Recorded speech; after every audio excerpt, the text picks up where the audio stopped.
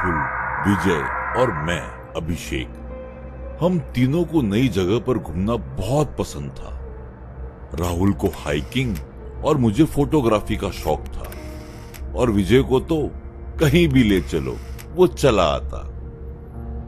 Exam खत्म होते ही हमने गर्मी की छुट्टियों में घूमने के लिए किसी ऐसी जगह पर जाने का प्लान किया जहां हम पहले कभी न गए हों और जहां ज्यादा भीड़ ना हो। राहुल ने इंटरनेट पर एक जगह ढूंढ निकाली, सरोवर जंगल, जो शहर से काफी दूर था, पर हाइकिंग और फोटोग्राफी के लिए ये जगह सही थी। हमने 3 दिन का ट्रिप प्लान किया और बिना उस जगह की पूरी जानकारी लिए निकल पड़े।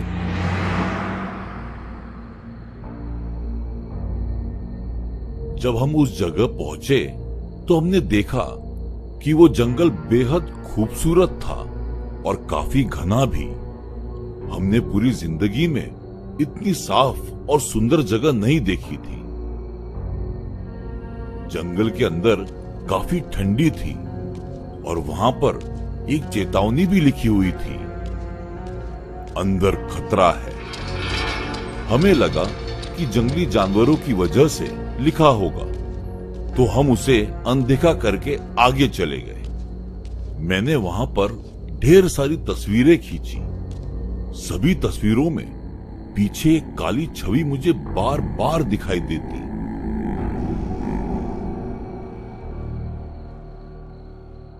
ये बात अलग है कि सामने मुझे कुछ नहीं दिख रहा था।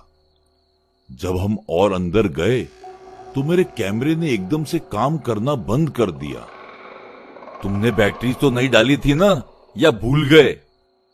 नहीं भूला, घर से निकलते समय नई बैटरीज डाली थी मैंने।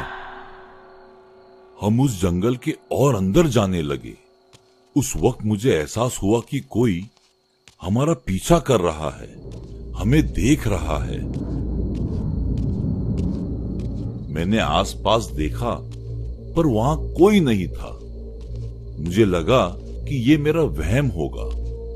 हम जितना जंगल के अंदर जाते उतनी ठंड बढ़ने लगी और अंधेरा भी।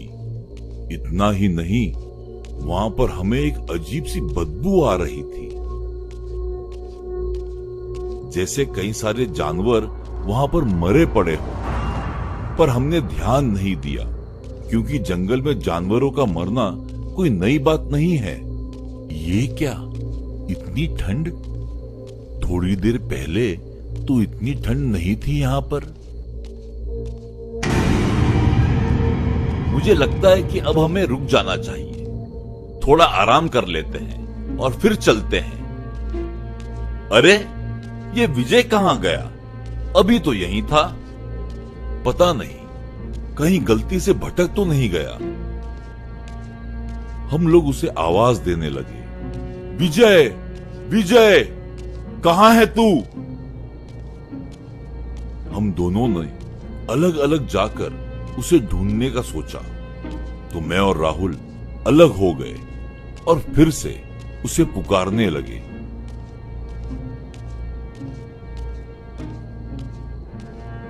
विजय भाई, कहां है तू?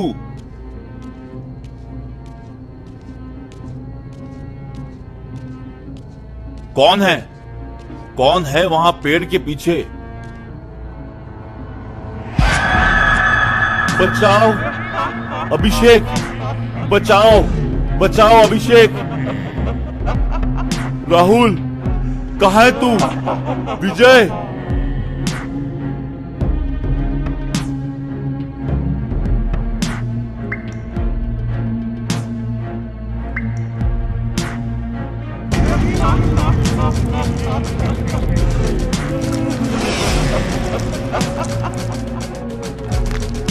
किस्मत से मुझे भागते हुए कहीं से मंदिर की घंटी और किसी की पूजा करने की आवाज आई।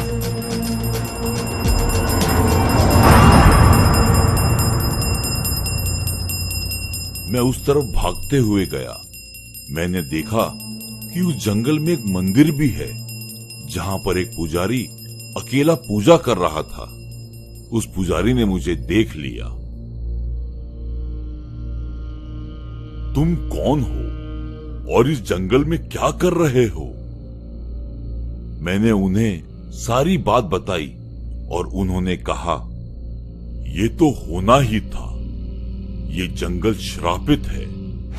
कई सालों पहले इस जंगल में एक औरत जादू टोना करती थी। जंगल में आने वाले इंसानों की बलि देती और यहीं के जानवरों को मारकर खा जाती। एक दिन कुछ लोगों ने उसे ये सब करते हुए देख लिया और उसे इसी जंगल में जिंदा फांसी दी गई। उस दिन से यहाँ जो भी आता है वो गायब हो जाता।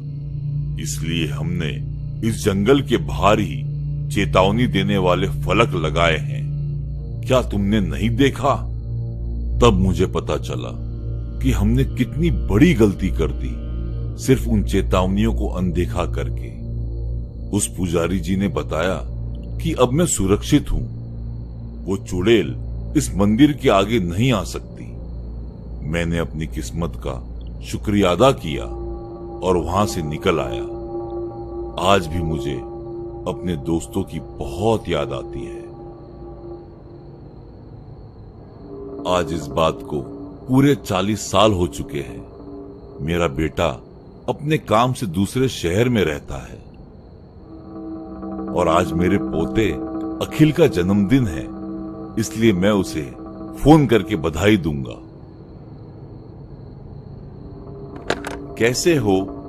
जन्मदिन की ढेर सारी शुभकामनाएं। थैंक यू दादाजी। आज मैं अपने दोस्तों के साथ बाहर जा रहा हूं, तो मैं आपसे बाद में बात करूंगा। कहां जा रहे हो खास दिन पर? सरोवर जंगल। मेरे दोस्तों ने कहा है कि बहुत अच्छी जगह है।